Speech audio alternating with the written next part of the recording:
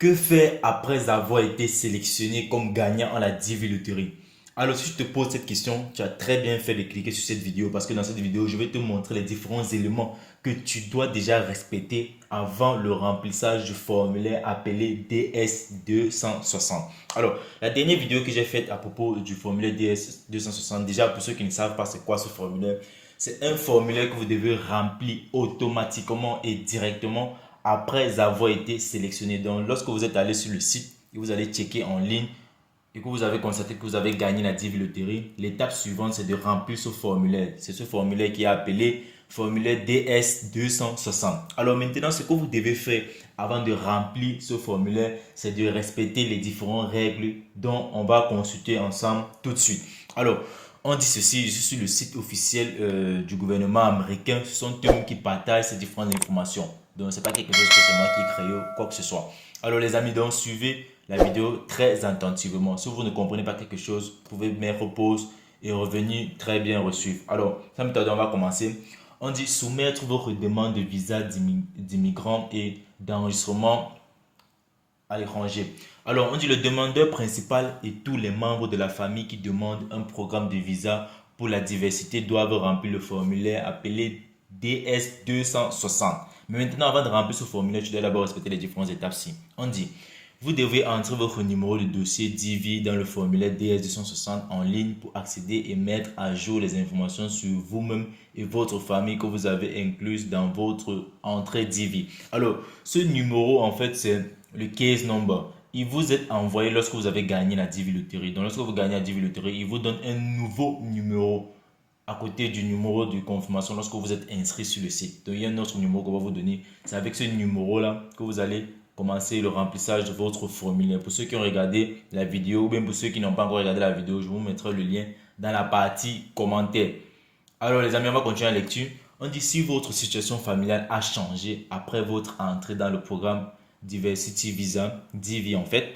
Par exemple, vous vous êtes marié ou vous avez eu un enfant, vous devez ajouter les nouveaux membres de votre famille à votre dossier. On dit membre de famille fait référence à un conjoint ou des enfants non mariés qui n'avaient pas atteint l'âge de 21 ans avant votre entrée dans le programme de DV Lottery. Alors ici on parle des enfants qui n'ont pas atteint l'âge de 21 ans. Donc 21 ans ils sont déjà adultes, vous ne pouvez pas les inclure. Et maintenant, si vous voulez en fait vous pouvez les inclure. C'est pas obligatoire comme ils ont dit là. Si par exemple quand tu jouais à la DV Lottery que tu n'avais pas inclus ta femme ou peut-être tes enfants et maintenant lors de ta sélection comme tu as gagné la DV Lottery, tu peux les inclure. Maintenant cela dépend de toi si tu veux en fait. Alors, on va continuer la lecture. On dit lorsque vous ajoutez les membres de la famille à votre dossier, vous devrez télécharger un document qui prouve votre relation avec cette famille en fait, avec la famille ou avec le membre ajouté. Donc, sachez qu'en augmentant les documents, vous allez aussi, en augmentant le nombre de personnes, pardon, vous allez augmenter le nombre de documents et les frais de visa, les billets d'avion, etc. Ça va aussi se multiplier. Donc, il faut réfléchir les amis. N'allez pas augmenter parce que vous voulez augmenter. Alors, ça dépend aussi de vos moyens. Alors, on va continuer la lecture. On dit remarque importante. Si vous aviez un conjoint ou des enfants avant de soumettre votre inscription d'origine, mais que vous ne les avez pas inclus sur votre formulaire d'inscription d'origine, de telles erreurs peuvent vous rendre ainsi que les membres de votre famille inéligibles pour le visa de la DIVI. Si vous avez inscrit un conjoint ou un enfant sur votre inscription d'origine qui n'était pas votre conjoint ou votre enfant au moment de l'entrée, de telles erreurs peuvent vous rendre ainsi et votre membre, les membres de votre famille en fait inéligibles pour cette DIVI. Donc pour toi qui as joué la DIVI Lottery, que par exemple tu as inclus un enfant ou peut-être, je sais pas trop, une femme comme ta femme, or que c'est pas ta femme, on n'est pas marié légalement. Cela peut être critique parce que lors de l'interview, on vous pose beaucoup de questions. Ce sont des questions, c'est genre on peut te poser une même question mais différemment. Lorsque tu vas répondre à cette même question différemment, tu vas donner deux réponses différentes. Ils vont comprendre en fait que tu es en train de mentir dans ton dossier. Donc pour ceux qui ont suivi ma vidéo à propos du formulaire DS260, là dans ce formulaire, on demande vraiment le background de ta vie. Donc ce que tu faisais avant, ce que tu fais maintenant et ce que tu vas aller faire aux États-Unis. Tous ces différents éléments de réponse là doivent avoir de concordance. Donc lorsque tu réponds tu donnes un élément de réponse et la prochaine réponse que tu donnes n'a pas de concordance avec celle que tu venais de donner tout à l'heure, tu risques de ne pas obtenir le visa. Alors, on va continuer la lecture, les amis. On dit, comme indiqué dans le paragraphe précédent, si votre situation familiale est légitimement changée après avoir soumis votre inscription originale, vous devez ajouter ces membres de la famille et toutes les demandes de membres de la famille seront examinées. Pour plus d'informations, reportez vos inscriptions de la DIV. Bon, je ne vais pas aller là-bas parce que je veux pas rendre la vidéo très longue parce qu'il y a vraiment des points essentiels à consulter aujourd'hui. Alors, on va continuer la lecture, les amis. Alors, on dit sur la page Sign and Submit du DS 260, ça c'est lorsqu'à la fin en fait, la page Sign and Submit, c'est lorsque vous avez fini de remplir le formulaire, on vous demande de signer et de pouvoir soumettre. Vous devez ressaisir votre numéro de dossier sans le zéro. Bon, sans le zéro par exemple, c'est comme ici. Voilà par exemple un numéro de dossier. Lorsque vous allez le saisir, vous allez annuler les zéros aussi et les saisir comme ça, saisir les chiffres là comme ça, ou les codes comme ça. Donc c'est ça. Alors, on va lire maintenant ici. On dit veuillez noter que le KCC ne peut vous dire que si votre formulaire a été traité. Le KCC ne peut pas vous dire si vous et les membres de votre famille êtes éligibles ou non pour la visa diversité. Seul l'agent consulaire qui vous interroge peut prendre cette décision. Donc, ça c'est au moment, par exemple, pour vous qui avez assumé vos différentes informations et qui aimerait savoir si vous êtes éligible pour le visa ou pas. Bon, en fait, si vous avez gagné le visa ou bien si vous avez réussi l'interview, aussi, je peux le dire ça plus proprement.